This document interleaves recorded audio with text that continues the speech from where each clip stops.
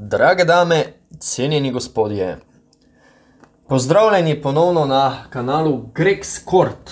Z vami Gregor, kot običajno. In danes bo čas za en tak sovražni podcast, da temu tako rečem. Nočem izgovoriti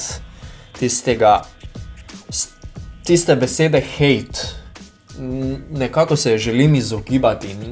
Ne maram je uporabljati v svojem besednjaku, kakorkoli. Še manj mi je všeč, da hkrati govorim slovensko in angleško v istem stavku, kot je to zdaj običajna praksa. Da ne zabluzim preveč.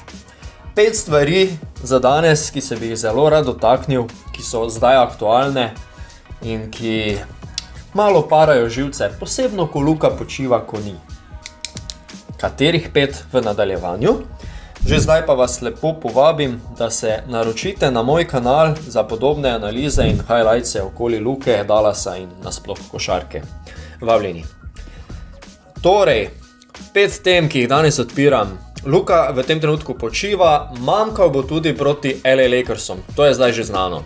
Druga zadeva, potencialne asistence Luke, o katerih smo že govorili, ampak ima mene nove informacije, ki v bistvu te kar malo položijo na rit in je v bistvu težko razumeti, verjeti in tako naprej. Se dotaknemo tega. Tretjič, ena zelo zanimiva izjava iz strani Jareda Dudleya, nekdanjega NBA igralca, tudi soigralca Gorana Dragića pri Phoenixu, ki me je pač malo ziritirala oziroma vrgla iz tira, no, tako. Četrtič, vso to ujčkanje, ki bi naj bilo primerno za Luko do svojih soigralcev, češ, saj bo fantje, saj bo vse v redu, toliko da jih ne malo po ribki še udari zraven. In pač 5, malo bom spregovoril o Jasonu Kiddu, njegovi taktiki in pa dodani oziroma bolje rečeno ne dodani vrednosti soigralcev Luke. Malo sem danes nastrojen, malo sovražen podcast, ko sem že na začetku napovedal, ampak vse ima svoj razlog, to je moje mišljenje, spoštujem pa tudi vaše in ga pričakujem oziroma želim si, da ga izrazite v komentarjih, ko se vse skupaj zaključi oziroma že vmes. Kakorkoli, torej, Luka je v tem trenutku odsoten zaradi poškodbe gležnja, gležnjo malo odteka, kar težava, no. Govorili smo že v prejšnjih blogih o tem, ali je to posledica premale regeneracije ali malo previsoke teže ali kombinacije čegarkoli. Skratka, dejstvo je, da bo Luka manjkal proti LA Lakersov, se pravi dvoboja med Luko in njegovim vzornikom LeBronom Jamesom tokrat žal ne bo. Zato bomo žal prikrajšani. Gredo pa Mavericksi v tekmo proti Lakersom z 2-0 skorom na zadnjih 2 tekmah. Roko na srce proti lažjim nasprotnikom, ampak zmaga je zmaga, zelo pomembna, posebno ko se to zgodi brez Luke. Takole, gremo zdaj malo bolj bistveni zadevi. Te potencialne asistence, ki se jih v zadnjih podcastih kar dosti dotikam, ampak res zanimiva informacija. Luka je v bistvu v tem trenutku med top 3 NBA igralci po potencialnih asistencah. Še enkrat, da ponovimo, kaj to pomeni. To pomeni, da je Luka pripravil svoje soigralce do meta, iz katerega potem sledi ali zadet koš ali ne. Skratka, v vsakem primeru je to potencialna asistenca, ki potencialno privede do zadetka, koša, ne? Žal, v primeru Dallasa se največkrat zgodi, da to ne izpade kot asistenca dejansko, ne? Ampak ostane samo pri potencialu. In Dallas spada trenutno v 5 ekip, ki so na dnu po uspešnosti napada. Lani so bili na vrhu. Skratka, ampak Luka je med top 3 igralci s potencialnimi asistencami. 17,3 potencialne asistence na tekmo dosega. V glavnem ogromno, bile so tudi tekme, ko jih je potencialno dosegal 25. Skratka, na prvem mestu je Chris Paul iz Phoenix Sunsov, ampak vemo, da je njegova ekipa na vrhu svoje konference oziroma na drugem mestu, kakorkoli. In pa potem James Harden z 18,2 asistence pri Brooklynu in njegova ekipa je ravno tako na vrhu druge konference. Ne? Skratka, zelo zanimivi podatki in hkrati nekaj, kar te pač nekoliko razjezi.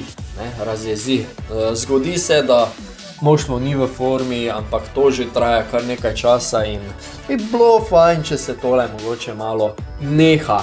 In tale druga točka, potencialne asistence, se neposredno navezuje na mojo tretjo točko danes, o kateri želim govoriti, in se pravi izjava Jareda Dudleya, ki je zdaj eden izmed pomožnih trenerjev pri Dallasu. V angleščini. He has to instill confidence in shooters, seveda govori o Luki. Right now we're shooting them badly. Right now we're shooting them badly. Se pravi, trojke šutirajo v tem trenutku slabo, Luka more na nek način instalirati samozavest v šuterje. Chris Paul has that influence. Like, hey, I'm going to get an easy one, get you going. I'm going to call a play for you, even though I might be hot.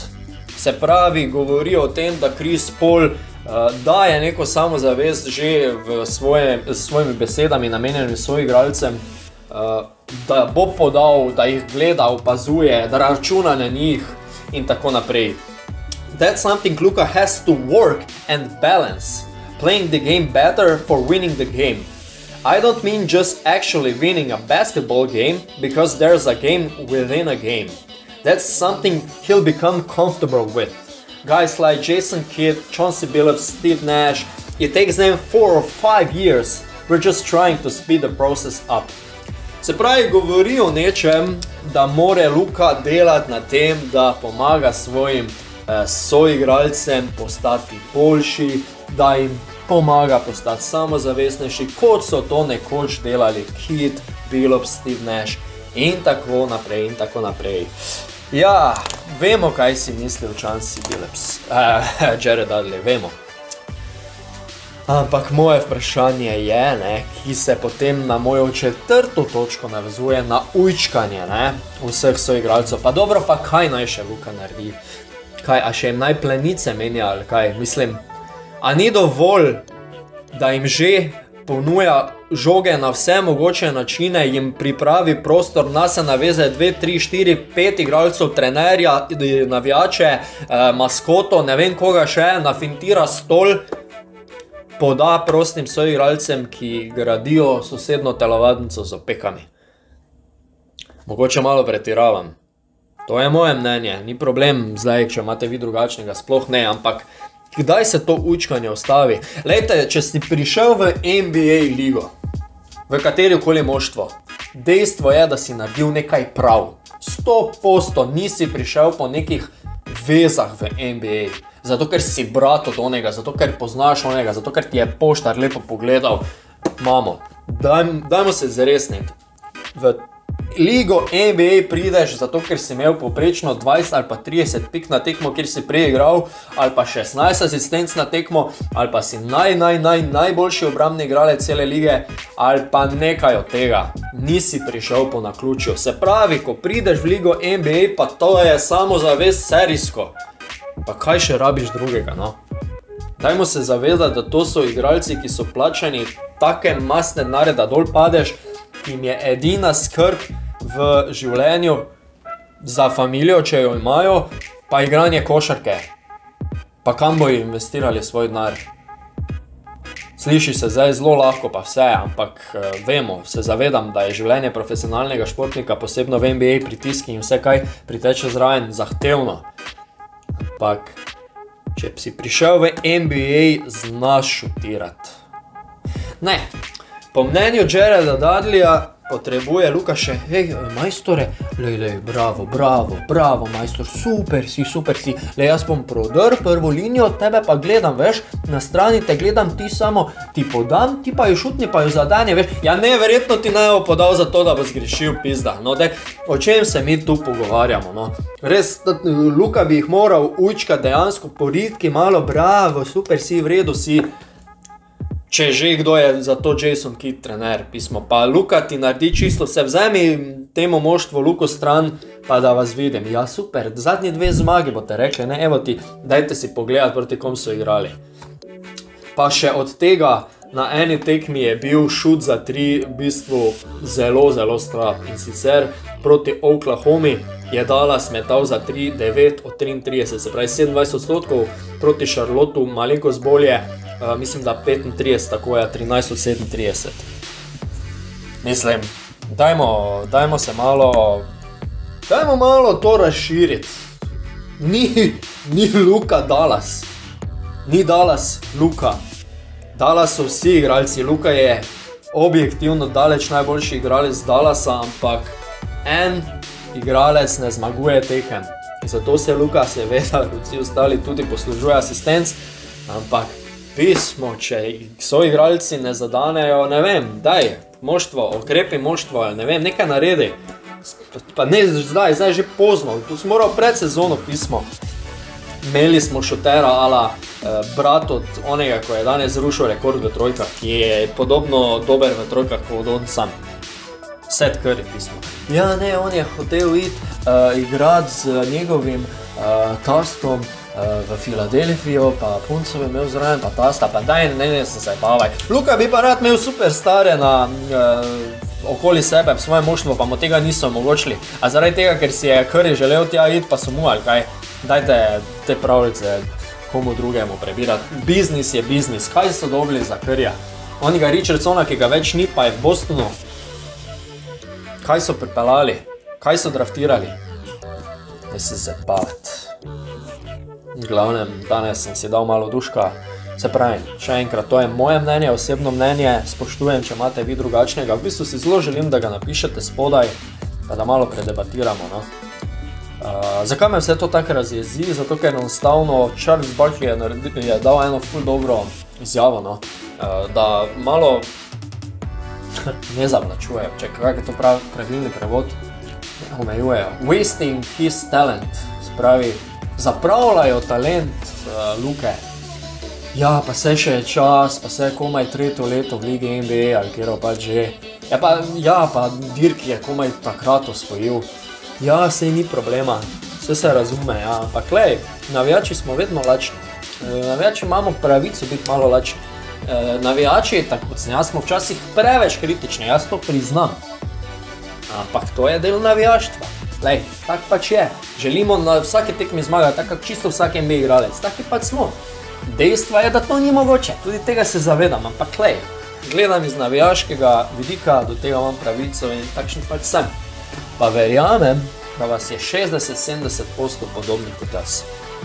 Na ostalih 30 pa ne, pa nič ni narobe, Samo pogovarjamo se.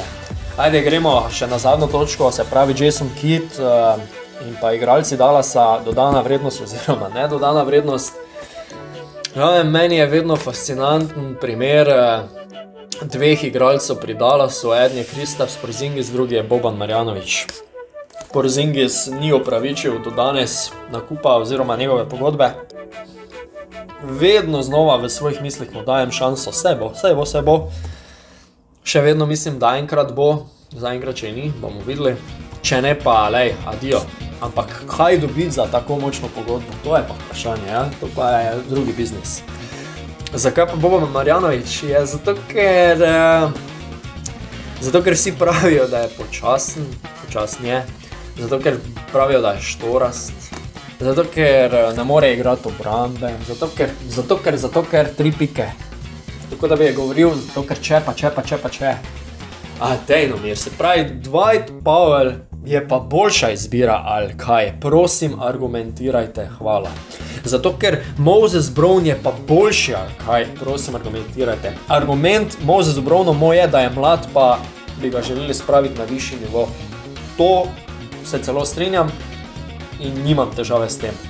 Kar pa ne razumem, da Boban Marjanović, ki se odlično razume z Luko, ki govori isti jezik od Luka, ki ima ta pick and roll naštudiran, ko Stockton pa Malone, porka Madonna, ne igrata več skupaj.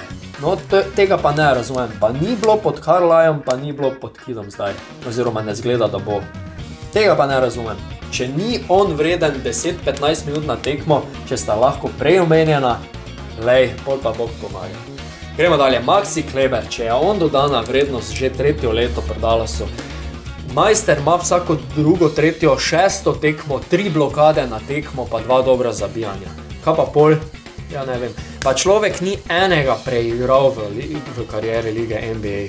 Majster čaka na šut in to je to. Gre na kakšen skok, ajde, super. Blokira, kot sem rekel, super. Kaj pa ostalo? Ne vem. Tim Hardaway Jr. se v tej sezoni malo zgubil. V prejšnji sezoni je bil kar ok, čeprav še vedno se je zdelo, da je vladal malo več, ampak leto se je čist zgubil. Reggie Bullock to ni ukrepitev. Za mene ni. Jalen Brunson. Nekak mi on zmanjka, no. Sicer sem zadovoljen z njegovimi nastopi, ampak nekak še vedno daje premalo. Jaz mislim, da je sposoben več. Vsekakor si ga želim v moštvu. Dorian Finney-Smith. Ne vem, padel je letos kot ostala celotna ekipa. Ne vem. Frank Ntilikina pred poškodbo ali virusom ali karkoli je imel, je ful lepo začel, no. Pričakujem še dosti od njega. Ampak to je pa to, ful je omejen roster, pismo Trey Burke, ajde, malo igra, malo ne vem. Ful je omejeno, dajmo nekaj narediti, Mark, no. Dajmo. Dobro, dolgi smo bili danes, skratka, dajmo še malo spodaj pokomentirati, kako pa kaj, kako se vam to zdi. Zelo bom hvaležen vaših mnenj. Še enkrat vas vljudno povabim, da se naročite na moj kanal za podobne analize, podcaste, highlights in tako naprej, no, da boste tako obveščeni. Tale zvonček vam tole omogoča. Hvala, da me spremljate še enkrat in to bom še 100-krat ponovil. Odziv je super, za moje pojme, zelo sem vesel tega. Pa upajmo, da Luka se čim prej pozdravi, no. Dokončno, da lahko spet začnemo gledati Dallas z Luko in ne brez njega. Lahko še seveda hkrati napišite spodaj, kdo gleda Dallas zdaj brez Luke. Tudi to me zanima. Hvala še enkrat, še 100-krat. Fajn bodite, lepo se imejte. Pa budite mogoče malo bolj pozitivni kot jaz danes. Srečno in hvala, čau!